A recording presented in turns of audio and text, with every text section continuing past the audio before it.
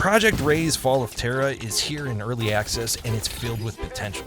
This is a high-octane first-person shooter that has brilliant special effects and has a mind-bending mechanic that infuses health with time manipulation.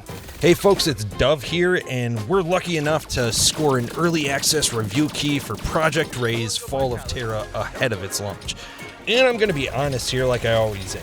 The first couple hours of this game had me a bit nervous. It felt a bit rigid, a bit unfinished in some spots, and I wasn't sure if it was going to find its footing. But the more I played, the more I realized that this isn't just a modern-day Doom or Halo clone. It's secretly trying to be a frantic, high-octane, first-person puzzle game. As I alluded to earlier, visually, this thing is stunning right out of the gate. The special effects hit hard, and the aesthetics give off a massive, grand sci-fi space opera vibe, which you know I'm into. You're fighting this rogue human faction that worships a machine god named Vora, complete with massive orbital warships all around. The big marketing hook here is that time is your health, though. Taking damage triggers a mandatory, let's call desynchronization, that drains your overall mission clock. And once that clock hits 0, you have to start all the way over.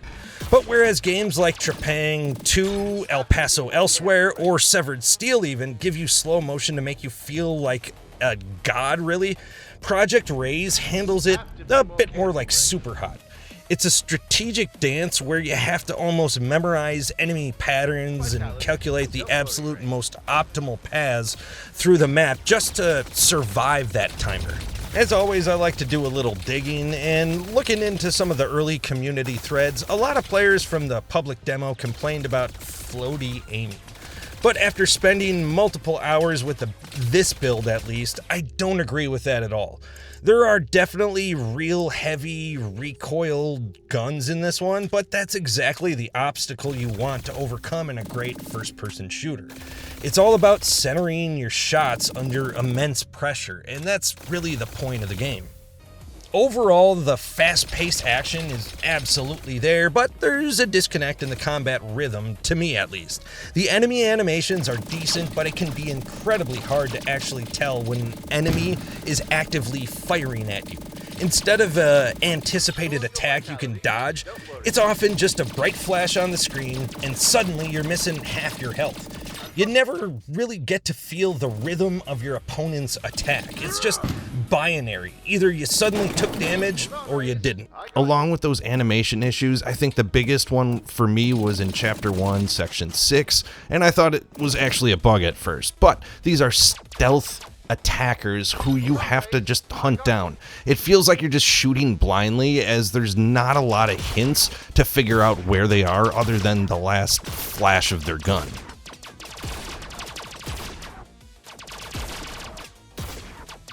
But let's move on to the weapons.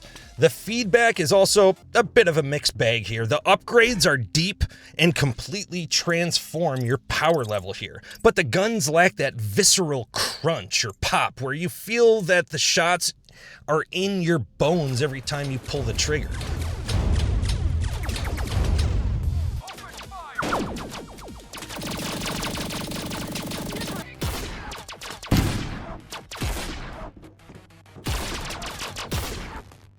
Everything is just heavily leveled out in the sound mix. Everything is just cranked up to that 11 mark.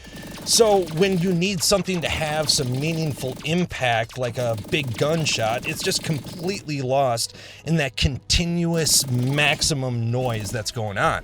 The sounds themselves are effective, but they just need to have a better mix for everything to come together and really pop. This game is kind of a reflex puzzle. And this is where that Superhot DNA really starts to show. Because you can't easily read those enemy attacks on the fly, it forces you to play this as a routing puzzle.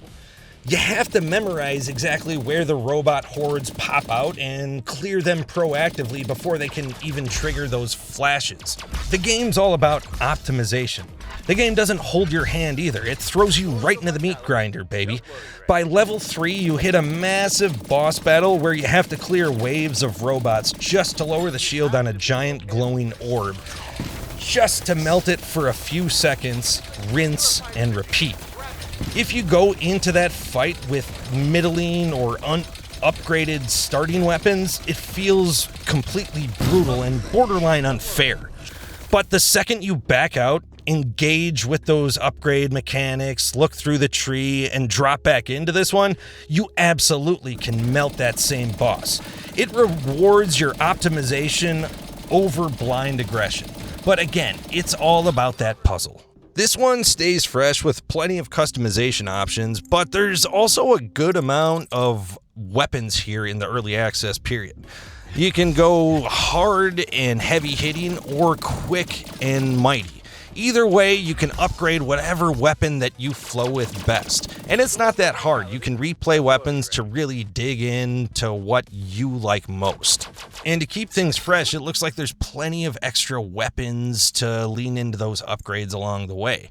There's a lot coming through this early access period with those weapons, along with more chapters and levels. So there's a lot to really look forward to in this one to keep it fresh. Now, for a game being built by a highly dedicated solo developer, the baseline foundation is incredibly impressive here.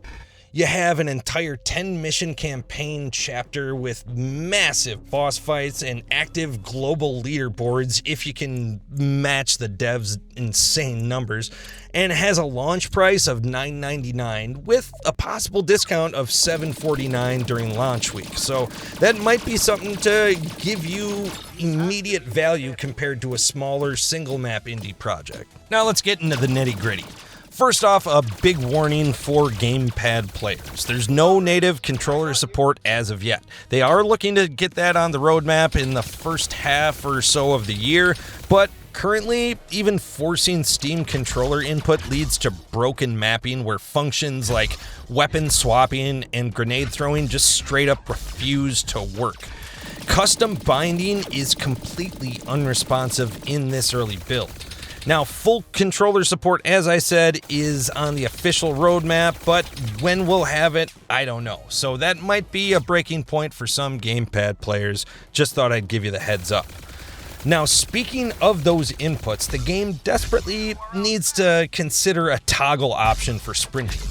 Because you're racing against a clock constantly, you're basically forced to hold down the left shift key for the entire duration of a level. If you're trying to do the controller, you gotta hold that sprint button as long as you can. And it turns a high-speed thriller into a manual labor for your pinky finger or whatever finger on your gamepad. Having an auto sprint or a basic toggle is a simple accessibility choice that would save a lot of player energy overall. Now, that control fatigue ties right into the slow motion mechanic. In Superhot, slow-mo is your second to think, reset, pause maybe. In Project RAZE, it triggers automatically when your health hits 0, but it slows you down just as much as your enemies, making you feel like you're walking through mud while your timer keeps ticking away. It feels more like a punishment rather than a tool to reset the room. I also think the dialogue could use a little bit of adjusting. The actors do a fine job, but some of the stereotypes the villains go down just are a little too cliche. Die, bitch! So, is Project RAZE Fall of Terra a perfect game? No. It's rough around a few edges, needs a little editing, some visual tells on enemy attacks could use some tightening up, and of course, I would love some controller support, and I'm sure that helped the player base out as well. But the potential in this one is absolutely massive. If you love high-speed strategic shooter puzzles, this is absolutely worth the entry fee when it drops, especially with 2 more chapters on the roadmap. But hey, those are just my early impressions from the review queue. Let me know down in the comment sections what you guys think of games like this if you played the demo or if you've given it a try. I'd like to talk about it down below. Until next time, folks, I'm the Dove. Game on.